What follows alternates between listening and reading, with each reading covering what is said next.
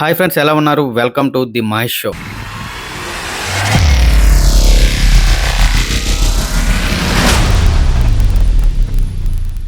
ఎప్పుడైనా జీవితంలో ఇలా అనిపించిందా? ఇక చాలురా నేను ఓడిపోయా అని. కానీ అలాంటి సిచ్యువేషన్ లోనే లెగిచి మళ్ళీ నిలబడి గెలిస్తే ఎలా ఉంటుంది? అదే కదా అసలైన విజయం అంటే. అలాంటి ఒక కథే ఈ బైసన్ మూవీ. మారి సెల్వరాజన్ దర్శకత్వంలో ధృవ్ మెయిన్ లీడ్ గా వచ్చిన ఈ సినిమా ఆల్రెడీ లాస్ట్ వీక్ తమిళ్లో అయితే రిలీజ్ అయింది. అక్కడ హిట్ అవడంతో తెలుగులో డబ్ చేసి ఇప్పుడు మన ముందుకైతే వదిలేరు. తెలుసు కదా, సినిమా బాగుంటే మన తెలుగు ఆడియన్స్ నెత్తిన పెట్టుకుంటారని.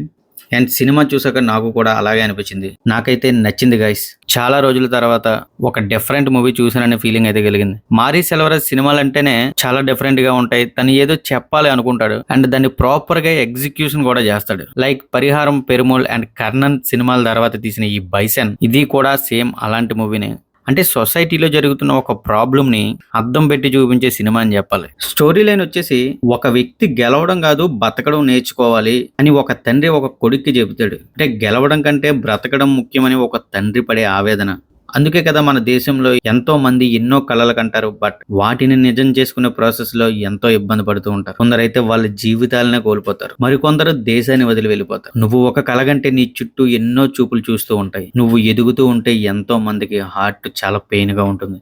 ఆ ప్రాసెస్ లో నీకు ఏమైనా జరిగితే అందుకే తండ్రి అంటాడు, నువ్వు బతుకుంటే చాలు, కలలు వద్దని. ఇదే థీమ్ మీద మూవీ అంతా వెళ్తుంది. నిజానికి ఇది సినిమాని పక్కన పెడితే రియాలిటీ కూడా. మీ అందరికీ తెలుసు, ప్రతి ఒక్కరి లైఫ్ లో ఎక్కడో దగ్గర ఈ సినిమా తాలూకు పాయింట్ అనేది టచ్ అవుతూనే ఉంటుంది. మరి ఈ రియాలిటీని సెల్వరాజ్ చూపించే విధానం ఎలా ఉంది అంటే నాకైతే సూపర్ అనిపించింది. పెద్దగా మాస్ ఎలిమెంట్స్ ఏమీ లేవు, కానీ ఈ సినిమాలో ఉన్న ప్రతి సీన్ కూడా ఒక రియల్ ఎమోషన్ అని చెప్పాలి. నాకైతే చాలా చోట్ల కళల్లో నీళ్ళు వచ్చాయి. పెర్ఫార్మెన్స్ వైజ్ ధృవ్ అద్భుతంగా చేశాడని చెప్పాలి. అంటే తన క్యారెక్టర్ వరకు తను బాగా చేశాడు. చాలా తక్కువ డైలాగ్స్ ఉన్నాయి, బట్ ఎక్స్ప్రెషన్స్ తోనే తన క్యారెక్టర్ ని ఫుల్ఫిల్ చేశాడని చెప్పాలి. అనుపమ పరమేశ్వరన్ గురించి చెప్పాలి. తన వరకు తను బాగా చేసిన, ఎందుకో ఆ లవ్ ట్రాక్ నాకు పెద్దగా కనెక్ట్ కాలేదు. అక్కడ చాలా బోర్ ఫీల్ అయితే వచ్చింది. కాకపోతే ఈ సినిమాలో ఉన్న మరొక మెయిన్ క్యారెక్టర్ గురించి చెప్పాలి. అదే తండ్రి క్యారెక్టర్ చేసిన పశుపతి.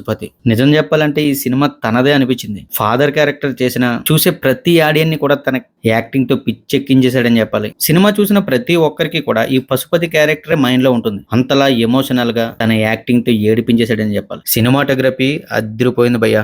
లైటింగ్, కలర్స్, సైలెన్స్, ఇవే సినిమా యొక్క స్టోరీని చెబుతాయి. సెల్వరాజ్ సినిమాల నుంచి మనం ఏం ఎక్స్పెక్ట్ చేస్తామో అవే ఉంటాయి. Music and background score silent, decent గా ఉన్న ఎమోషనల్ సీన్స్ దగ్గర మాత్రం చాలా బాగా కనెక్ట్ చేస్తాయి. ఇక ఫైనల్ గా ఈ బైసన్ అనేది సినిమా అనే కన్నా మన సమాజం లోపల దాగి ఉన్న గాయాలకు ఒక ప్రతిబింబం లాంటిది. మనల్ని తక్కువగా చూసే వాళ్ళకి ఒక సమాధానం లాంటిది. మేము కూడా ఉన్నాం, మేము బతుకుతాం అని చెప్పే ఒక మెసేజ్ లాంటిది.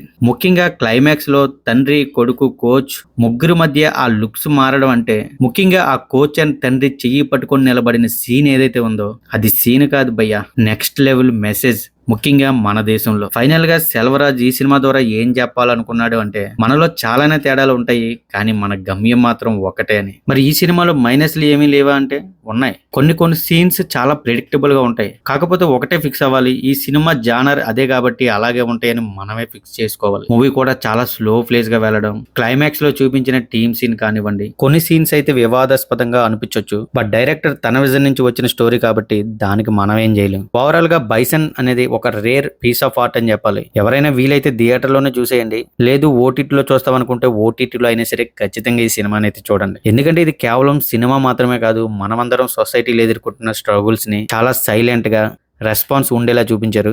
సినిమా చూసాక నాకైతే ఇలానే అనిపించింది. మీలో ఎవరైనా సినిమా చూస్తే మీకు ఎలా అనిపించిందో ఖచ్చితంగా కామెంట్లో చెప్పండి. గైస్, నా తరపున ఒక రిక్వెస్ట్, మీరు కనుక ఇంకా మన ఛానల్ ని సబ్స్క్రైబ్ చేసుకోకుండా చూస్తూ ఉంటే మన ఛానల్లో ఉన్న కంటెంట్ ని చూసి నచ్చితేనే సబ్స్క్రైబ్ చేయండి.